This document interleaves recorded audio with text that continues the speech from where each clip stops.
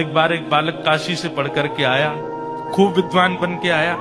अपने पिताजी के पास आकर के बोला, पिताजी मैं सब कुछ पढ़ के आया हूं, आप जहां से चाहो पूछ लो। तो पिता ने यही पूछा, बताओ बाप के बाप का नाम क्या है?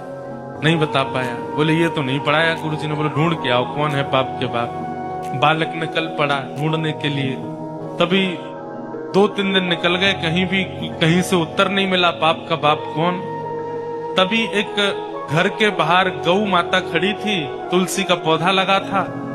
बालक ने सोचा किसी वैष्णव का घर है, 2-3 दिन हो गए कुछ खाया पिया नहीं, यहाँ पे कुछ पा लेता हूँ। उस घर में जैसे ही प्रवेश किया, वो किसी वैष्णव का घर नहीं था, एक वैश्या का घर था।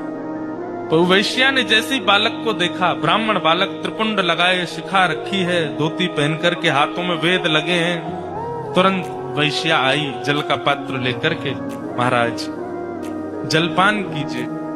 तो ब्राह्मण ने तुरंत जल लिया, पान किया, पान करके बोली ये घर मुझे लगता है किसी वैष्णव का है, गोबर का चौका लगा है, बाहर गैया है, तुलसी का पौधा है, आप निश्चित ही कोई वैष्णव हैं। वैश्या बोली वैष्णव का तो नहीं पता मैं हूं कि नहीं, पर मैं एक नगर वैश्या हूं। जैसे ही कहा नगर वैश्या, ब्राह्मण बालक तो तुरंत बाहर गया, वमन करने लगा, अपने पेट में हाथ लगाने लगा, पानी निकालने लगा बाहर। वैश्या बोली क्या कर रहे हैं आप?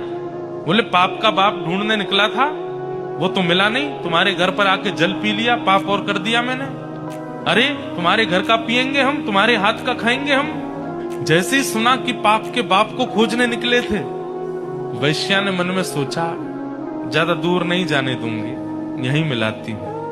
अब भगवान जल पी ही लिया है आपने, पाप तो हो ही गया आपसे, अब तो आपको जाना पड़ेगा, नदी स्नान करनी पड़ेगी, जनेऊ बदलनी पड़ेगी, पंचगव्य पान करना पड़ेगा, तभी आप शुद्ध होगे। ब्राह्मण बोले और नहीं तो ये सब करना पड़ेगा तभी शुद्ध होऊंगा मैं। तो जब पाप हो ही गया है तो थोड़ा और कर लीजिए। बोले मतलब?